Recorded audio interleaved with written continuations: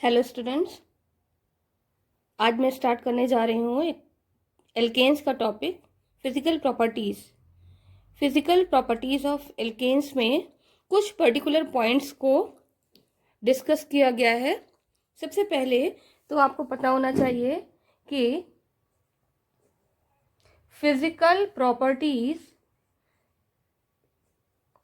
ये जो term use किया गया है किन प्रॉपर्टीज़ के लिए लिया गया है, और ये टॉपिक एल्केन्स के लिए है। ठीक है, तो फिजिकल प्रॉपर्टीज़ के लिए हमने जो पॉइंट्स लिए हैं उनमें पहला है वॉन डेर वाल फोर्सेस, दूसरा पॉइंट है फिजिकल स्टेट, फिर हम लेंगे सॉल्युबिलिटी, और लास्ट में हम डिस्कस करेंगे बॉइलिंग पॉइंट को। ये 4 प्रॉपर्टीज ली हैं मैंने जिनको डिस्कस करना है एल्केन्स के लिए।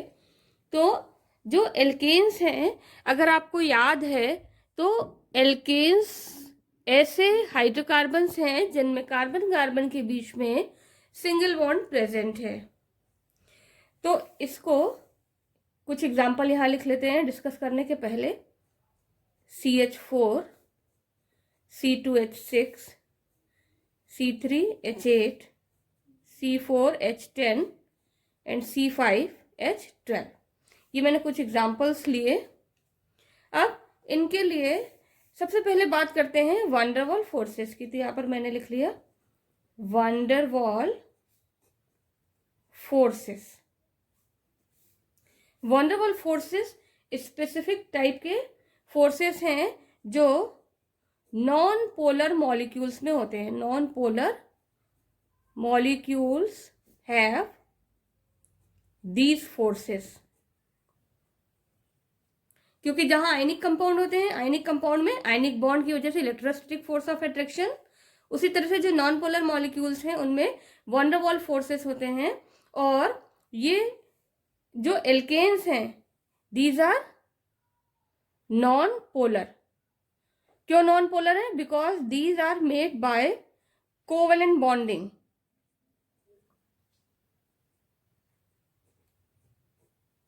और ये जो कोवेलेंट बॉन्डिंग है इसकी वजह से नॉन पोलर मॉलिक्यूल का फॉर्मेशन होता है, एल्केन्स बनते हैं। तो अब हम जब बात करेंगे फोर्स ऑफ अट्रैक्शन की, तो सबसे पहली चीज वॉन डेर वाल फोर्स कैसे फोर्सेस है। These are attraction forces found between non-polar molecule, found between non-polar molecules। ठीक, तो अब हम यहां पर देख रहे हैं कि मिथेन, एथेन, प्रोपेन, ब्यूटेन और पेंटेन, हमने कुछ एग्जाम्पल लिए हैं। तो हम लेते हैं एथेन। एथेन को हम लिखते हैं CH3 सिंगल बॉन्ड CH3। एक दूसरा एथेन का मॉलिक्यूल इसी के पैरेलल में लिखेंगे तो CH3 CH3। ठीक है, फिर यहां पर दूसरा मैंने लिया CH3 CH2 CH3, then CH3 CH2 CH3, और थर्ड लिया मैंने C5H12 को लिखना है।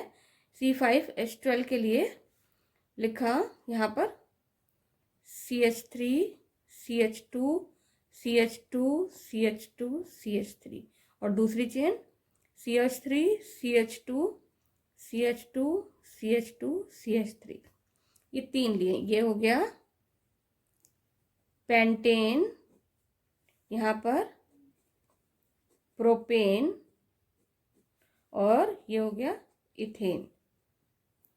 Ethane is C2 compound, 2 carbon की चेन है। Propane is C3 compound and pentane is C5 compound. तो देखिए यहां पर जो चेन है उसकी लेंथ, एथेन में देखेंगे चेन की लेंथ कितनी है, ये चेन की लेंथ है। स्ट्रेट चेन कंपाउंड की बात कर रहे हैं हम यहाँ पर प्रोपेन की ये चेन है स्ट्रेट चेन, और पेंटेन की भी ये स्ट्रेट चेन है, नॉर्मल चेन तीनों की ले ली। तो तीनों में हम देख रहे हैं कि जो चेन की लेंथ है वो इंक्रीज हो रही है। ये डायरेक्शन क्या है? Increase in chain length. Chain की लेंथ जब इंक्रीज हो रही है, इसका मतलब इनके पार्टिकल्स के बीच का जो फोर्स ऑफ अट्रैक्शन होगा वो क्या होगा? इंक्रीज होगा। कार्बन कार्बन, क्योंकि जो वंडरवॉल फोर्स है ये नॉन पोलर मॉलिक्यूल के बीच का अट्रैक्शन फोर्स है। इट मीन्स सपोज एक डायग्रामेटिक रिप्रेजेंटेशन हम देखते हैं। एक चेन हमने ली इस लेंथ की, इसके बीच में पार्टिकल्स के बीच में जो इंटरमॉलिक्यूलर अट्रैक्शन है वो कितना है? इसको कंपेयर करेंगे उस चेन से जिसकी लेंथ पहले वाली चेन की लगभग 2 गुनी है। ठीक है, अब इसके बीच में क्या होगा? जो पार्टिकल्स के बीच का अट्रैक्शन भी क्या होगा? बढ़ जाएगा। ये देखिए, चेन ज्यादा मॉलिक्यूल एक दूसरे के कांटेक्ट में आएंगे। इस चेन में क्या है? मोर number of particles have attraction. जितनी लंबी चेन होगी उतना ही ज्यादा अट्रैक्शन होगा, और यहां पर क्या है? Less attraction. इट मीन्स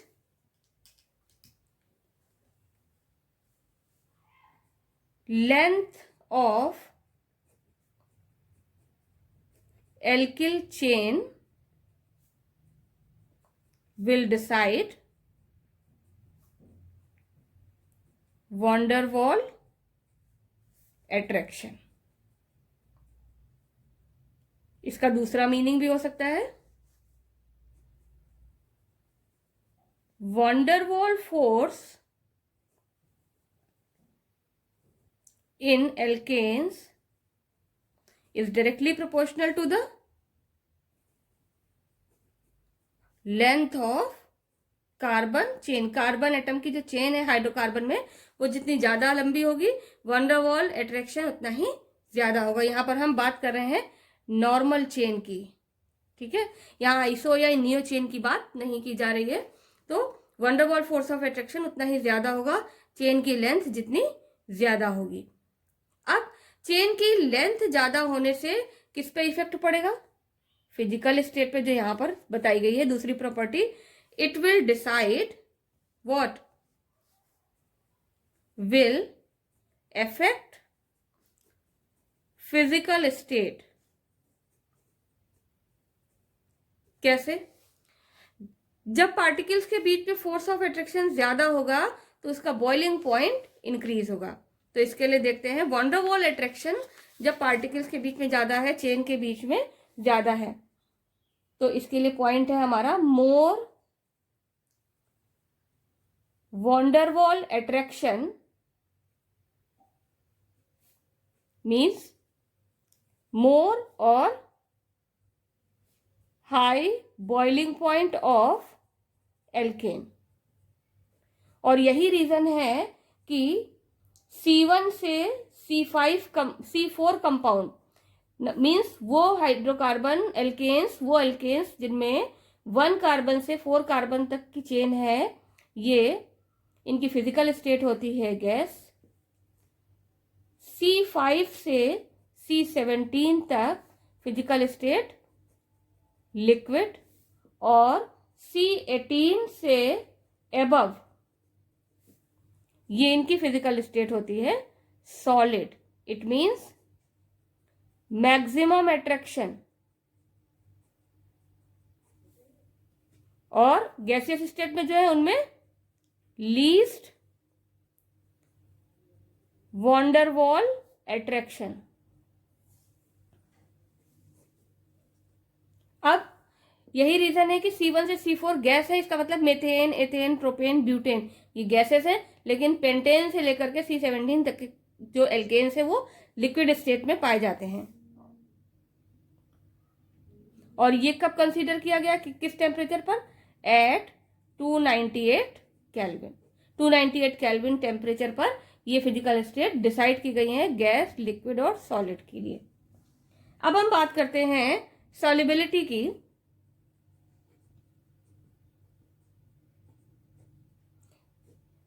जैसे कि आप लोगों को मालूम है जो एल्केन्स हैं ये क्या है, हाइड्रोकार्बन है, और हाइड्रोकार्बन होने के साथ साथ इनमें केवल कार्बन और हाइड्रोजन दो एटम प्रेजेंट है। और कार्बन और हाइड्रोजन की जो इलेक्ट्रोनेगेटिविटीज में है बहुत ज्यादा डिफरेंस नहीं होता है। इनके बीच में किस तरह का बॉन्ड होता है, कोवेलेंट बॉन्ड। और कोवेलेंट बॉन्ड भी कौन सा, it is non polar covalent bond.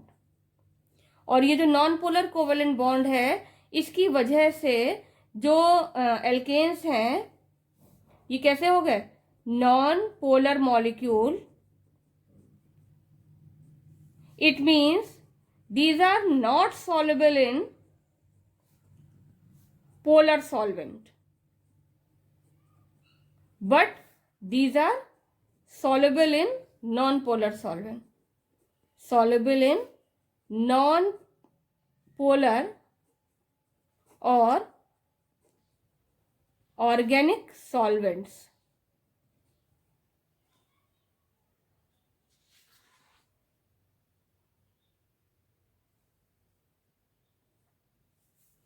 अब जैसे कि सॉल्युबिलिटी का भी डिसाइड हो गया कि ये कैसे नॉन पोलर सॉल्वेंट में सॉल्युबल है। तो अब बात करते हैं बॉइलिंग पॉइंट को थोड़ा सा डिटेल में स्टडी करेंगे। Boiling point of alkanes, boiling point of alkanes के लिए जो पॉइंट है वो क्या है, पहला पॉइंट जो हम डिस्कस कर चुके हैं already von der Waals attraction से रिलेटेड, वो ये है boiling point of alkanes increases with increase in length of carbon chain। clear, already discussed ये point, because von der Waals attraction increase होगा। यहां पर मैंने एक पॉइंट में डिस्कस किया था कि जैसे जैसे एल्केन में कार्बन की चेन की लेंथ बढ़ेगी वैसे वैसे इन चेन लेंथ जैसे बढ़ रही है वैसे वैसे क्या हो रहा है, अट्रैक्शन इंक्रीज हो रहा है। More attraction in the pentane in comparison to ethane, more attraction in pentane in comparison to ethane. तो यहां पर length of alkyl chain will decide van der Waals attraction, and more van der Waals attraction means more boiling point और high boiling point. जितना ज्यादा von der Waals attraction होगा boiling point उतना ही ज्यादा होगा। इसका मतलब boiling point of alkene increases with increase in length of carbon chain. दूसरा जो पॉइंट है वो थोड़ा सा इससे डिफरेंट है। वो क्या है, boiling point of alkanes decreases with increasing branching.